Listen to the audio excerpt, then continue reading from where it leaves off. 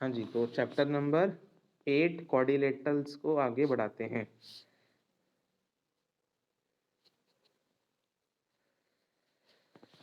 आप लोग का डाउट है एक्सरसाइज 8.1 के क्वेश्चन नंबर 1 में, उसे मैं करवाता हूँ। क्वेश्चन नंबर 1 देखिए आप लोग, दिख रहा है ना?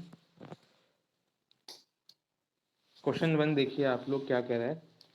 क्वेश्चन 1 कह रहा है बुक का एक्सरसाइज 8.1 में कि angles of quadrilateral are in ratio 3:5:9:13।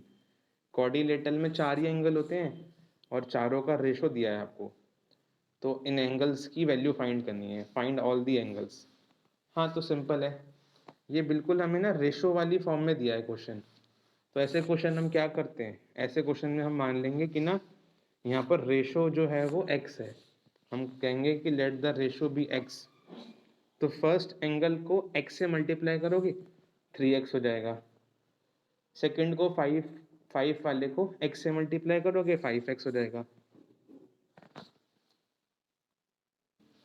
तो हम जानते हैं कि रेशो वाले क्वेश्चन में कैसे करना होता है। हम बोलेंगे कि let the ratio be x। हमें 4 एंगल दिए हुए हैं ना, 3, 5, 9, 13 के रेशो में। हम बोलेंगे let the ratio be x। ठीक है, रेशो को x मान लेंगे। तो फर्स्ट एंगल कितना हो जाएगा, x से मल्टीप्लाई करने पे 3x, दूसरा 5x, तीसरा 9x और चौथा 13x। तो सबको मैंने x के फॉर्म में लिख दिया क्योंकि रेशो थे ये। फिर हम जानते हैं कि क्वाड्रिलेटरल के 4 एंगल का सम कितना होता है, 360 डिग्री एंगल सम प्रॉपर्टी से। तो इन चारों का सम करेंगे 3x, 5x, 9x, 13x is equal to 360 डिग्री। तो सॉल्व करके x निकाल लेंगे। फिर x की जितनी वैल्यू आई, सपोज करो x की वैल्यू 10 आई, तो उस वैल्यू को इन सब से मल्टीप्लाई करेंगे। क्योंकि पहला एंगल 3x था, तो 3 को 10 से मल्टीप्लाई कर देंगे, 5 को 10 से मल्टीप्लाई कर देंगे और सारे एंगल्स फाइंड कर देंगे। तो ऐसे क्वेश्चन में x लेके काम करना होता है। तो क्वेश्चन 1 में कैसे करेंगे, हम लोग मान लेंगे कि लेट दी रेशो बी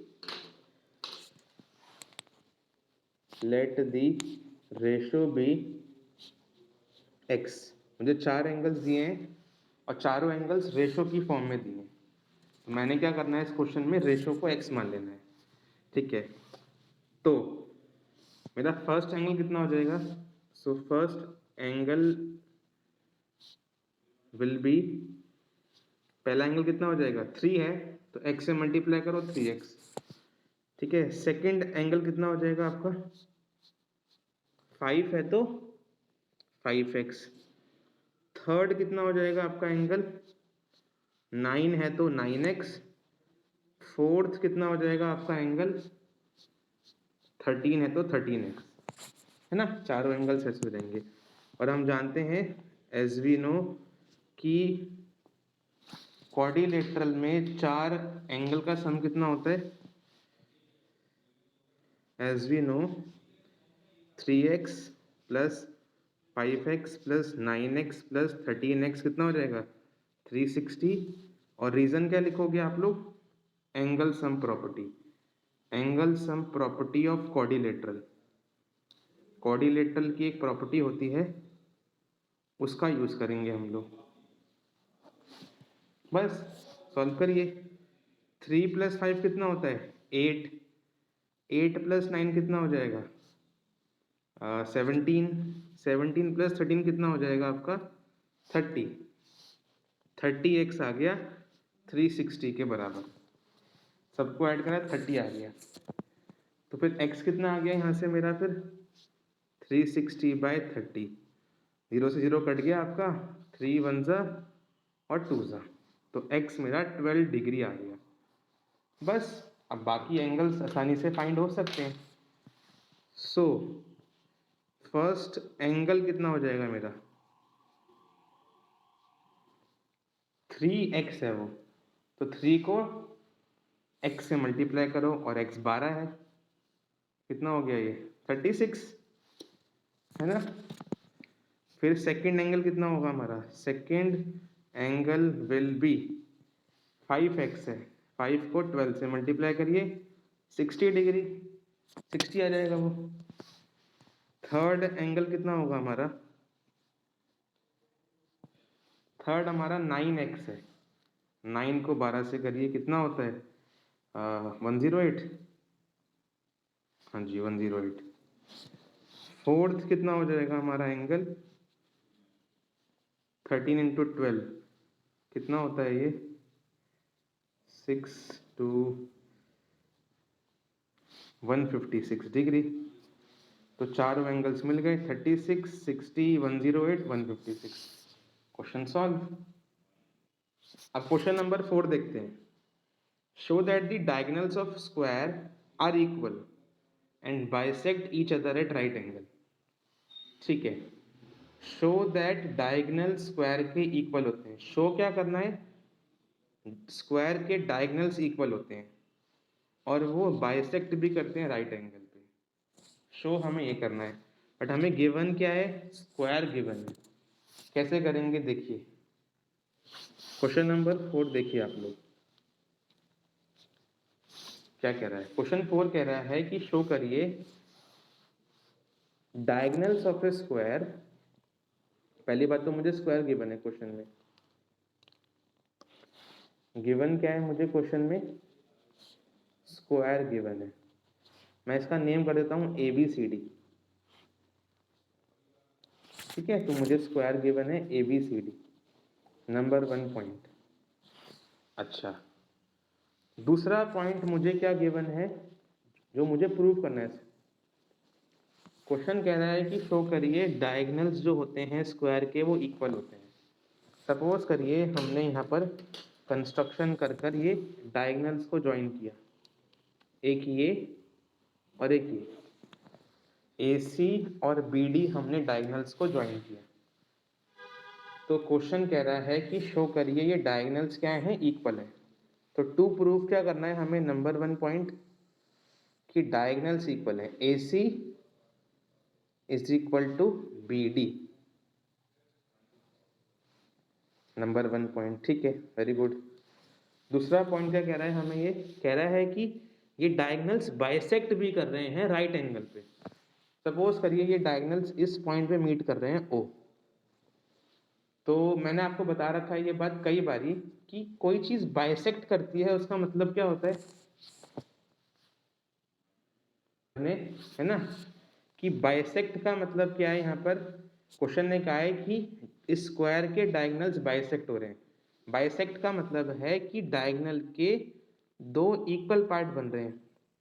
अगर AC है डायगोनल तो AC में OA और OC मुझे इक्वल शो करने हैं, नंबर 1। और मुझे इसी में शो करना है कि जो दूसरा डायगोनल है BD डायगोनल, उसके दो पार्ट्स कौन से बन रहे हैं, OB और OD।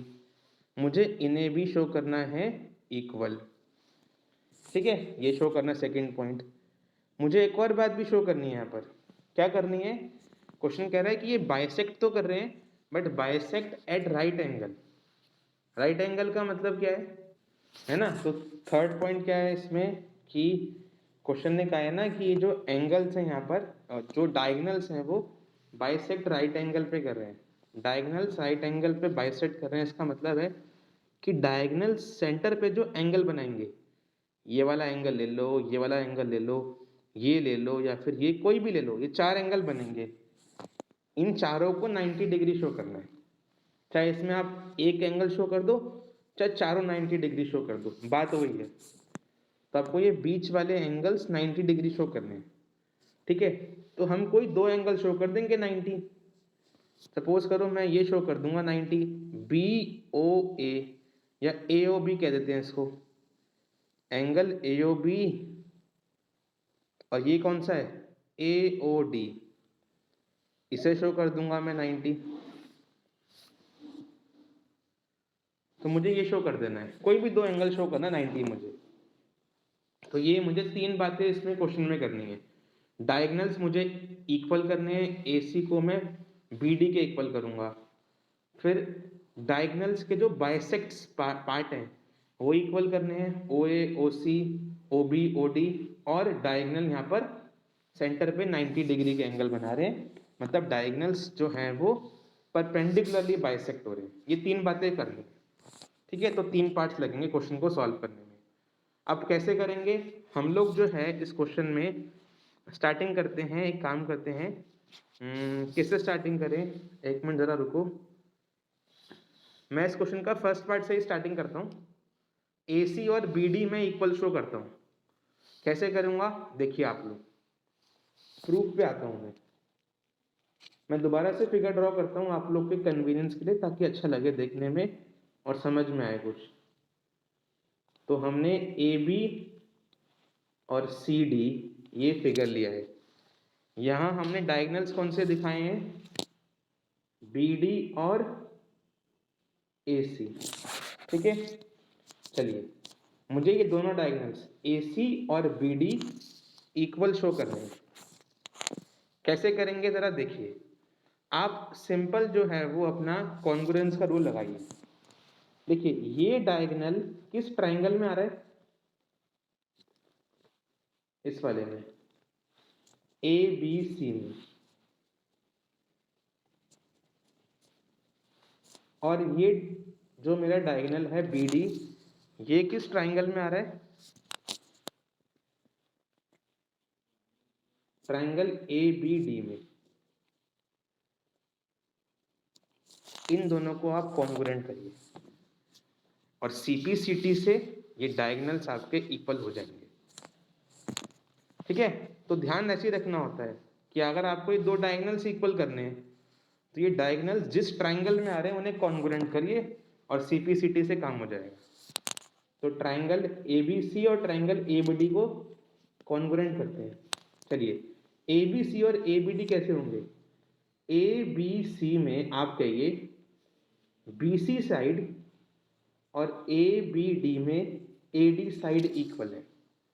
क्यों, गिवन क्या है, स्क्वायर, स्क्वायर के हर साइड से इक्वल होते हैं, तो ये साइड इसके इक्वल डेफिनेटली होगा। तो नंबर 1 पॉइंट लिखेंगे कि BC is equal to AD, given, given क्यों, क्योंकि वो स्क्वायर है।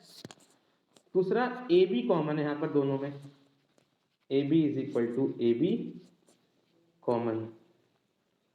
तीसरा, ABC ट्राइंगल का ये वाला एंगल, ABC ट्राइंगल का ये वाला एंगल दिख रहा है, ये वाला एंगल, और ABD ट्राइंगल का ये वाला एंगल, इन दोनों को मैं इक्वल कहूंगा 90 डिग्री के। क्यों, क्योंकि स्क्वायर के सारे एंगल्स 90 डिग्री होते हैं, ये पता होना चाहिए बस।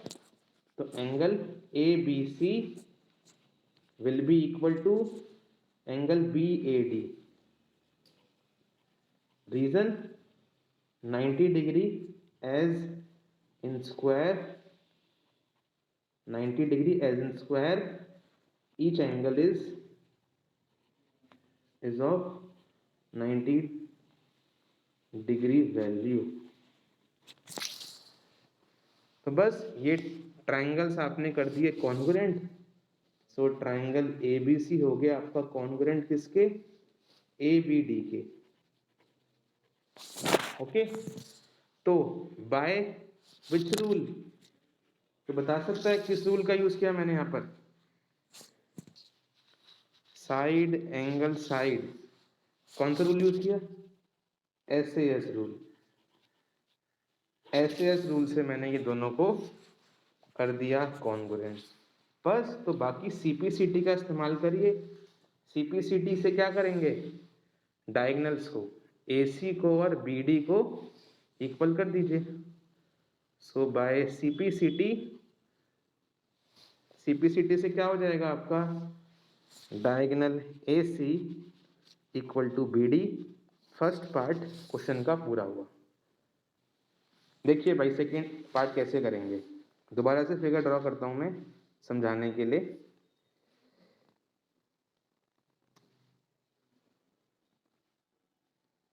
मुझे क्या शो करना है, OA OC के इक्वल है और OB OD के इक्वल है, यही करना है ना मुझे। मैंने क्या बताया था आप लोग को भी, जो पार्ट्स आपको इक्वल करने हो, वो पार्ट्स जिस ट्राइंगल में आ रहे हो उसे बस कॉन्ग्रुएंट कर दो, तो सीपीसीटी से हो जाएगा। आप खुद देखो ना, ये साइड और ये साइड इस ट्राइंगल में आ रही है, और ये दोनों साइड्स इस ट्राइंगल में आ रही हैं। इन दोनों को कॉन्ग्रुएंट कर देते हैं। कैसे है वो समझिए। हमें ये स्क्वायर गिवन है, तो ए बी डी सी के तो इक्वल है, साइड्स इक्वल हैं। अब देखिए, अभी जो बता रहे थे हम लोग, जो डिस्कस कर रहे थे, स्क्वायर एक तरह का पैरेललोग्राम भी होता है, और पैरेललोग्राम की अपोजिट साइड्स पैरेलल होती हैं। अगर ए बी डी सी के पैरेलल है, कि अपोजिट साइड्स पैरेललोग्राम में पैरेलल होती हैं, और अगर मैं मान लेता हूं कि ये एक डायगोनल है, तो कुछ समझ में आ रहा है, ये एंगल और ये एंगल ऑल्टरनेट एंगल बन गए और इक्वल हो गए। ऐसे ही ये वाला एंगल और ये वाला एंगल ऑल्टरनेट बन गए, इक्वल हो गए। तो एंगल साइड एंगल ए ऐसे से ट्राइंगल कॉन्ग्रुएंट बाय सीपीसीटी